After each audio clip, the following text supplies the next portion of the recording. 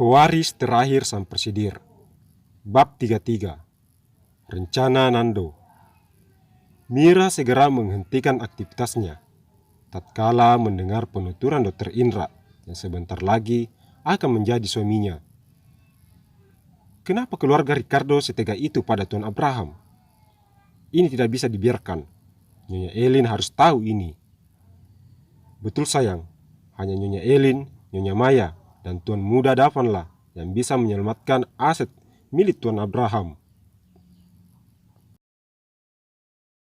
Selesai ini, aku akan menemui Nyonya Elin untuk membahas masalah ini.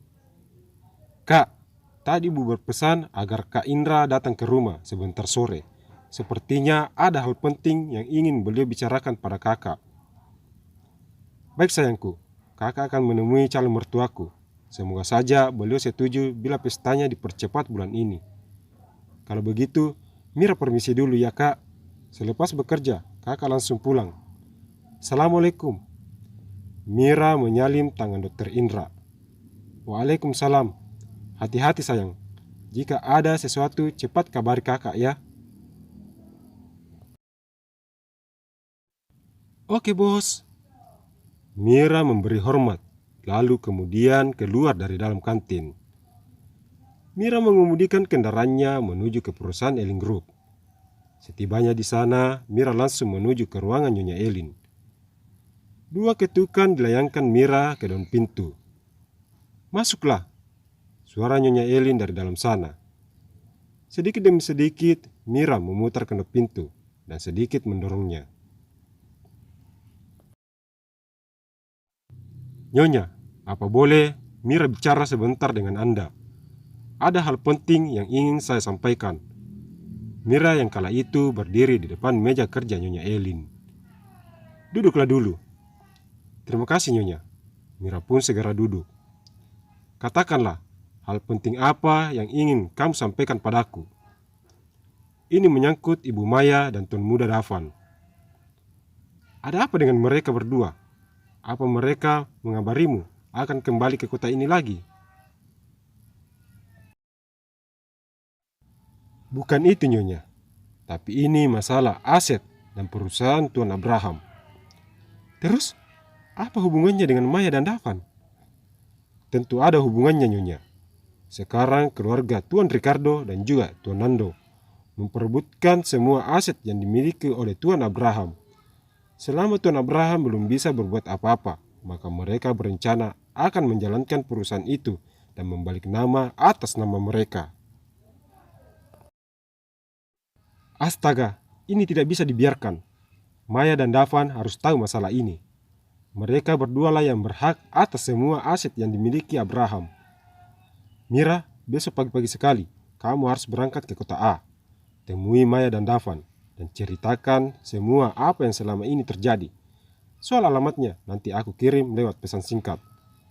Baik Nyonya, kalau begitu saya permisi untuk siap-siap. Silakan, tapi ingat, jangan sampai ada yang tahu soal keberangkatanmu ini. Aku takut Ricard dan Nando akan menghalangimu dalam perjalanan ini. Mira mengangguk pelan, lalu melangkah keluar dari dalam ruangan itu. Mereka benar-benar tidak punya perasaan. Abraham terbaring lemah, mereka malah berencana menguasai perusahaannya. Aku tidak akan membiarkan semua ini terjadi. Cukup sudah aku dan suamiku yang merasakan apa yang telah mereka perbuat pada perusahaan kami. Jangan sampai Abraham, Maya dan Davan ikut merasakan apa yang kami rasakan. Nyonya Elin berdiri dari tempat duduknya dan melangkah ke arah jendela yang terbuat dari kaca.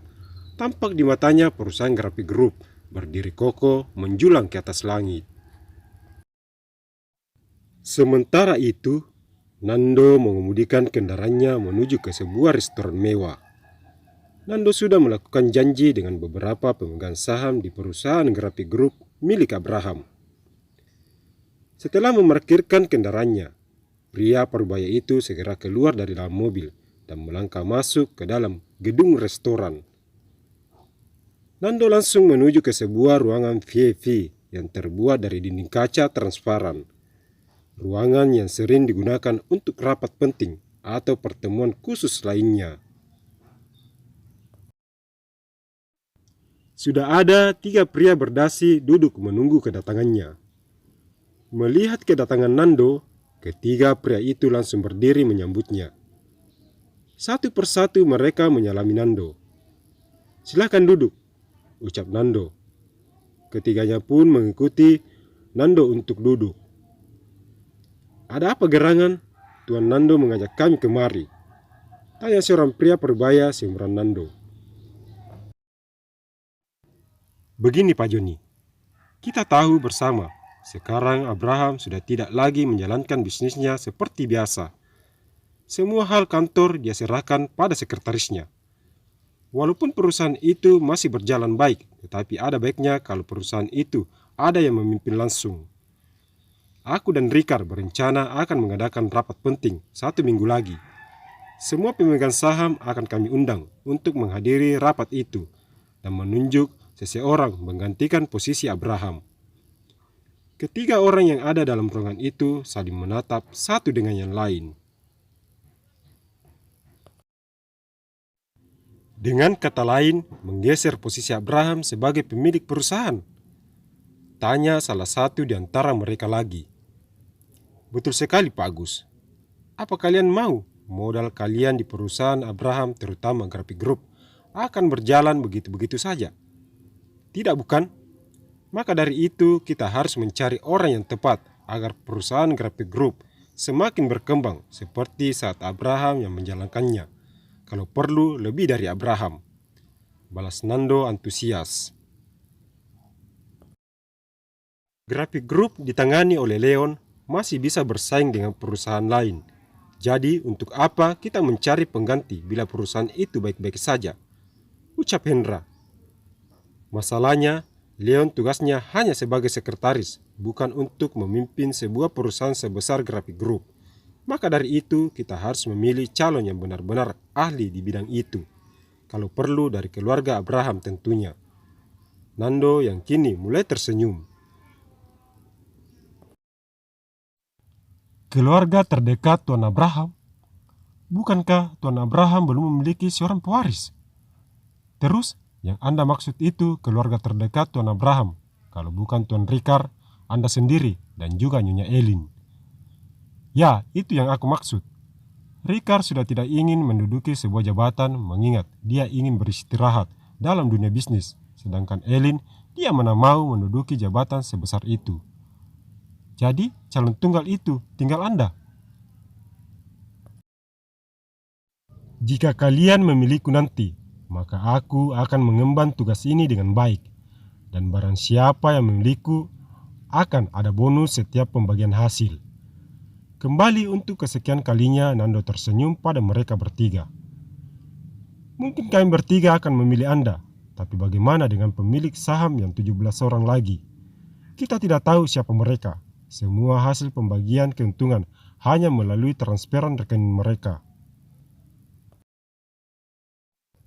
"Kalau itu, kalian jangan khawatir. Mereka pasti akan memilihku, mengingat Abraham itu adalah keponakanku. Mereka pasti yakin kinerjaku akan sama dengan Abraham," ucap Nando begitu percaya diri. "Tapi bagaimana kalau mereka memilih orang lain? Apa nantinya saham kami akan tetap aman di perusahaan Graphic Group? Kami tidak mau menarik ataupun mengambil saham-saham kami di perusahaan itu yang sudah membesarkan perusahaan kami," balas Hendra yang belum yakin dengan keputusan Nando. "Coba kalian pikir dengan baik, siapa lagi calon terkuat selain aku? 17 pemegang saham yang kalian sebutkan tadi belum tentu ada di kota ini. Mereka pasti sibuk dengan perusahaan mereka masing-masing, jadi tenanglah dan serahkan semuanya padaku." Kembali Nando meyakinkan mereka hingga senyum kebahagiaan terpancar di wajahnya tatkala melihat ketiga orang yang di hadapannya mengangguk pelan. "Baiklah, kami akan mendukung Tuan. Tapi ingat janji Tuan akan ada bonus setiap pembagian hasil. Jangan khawatir, aku tidak akan mengingkari janjiku."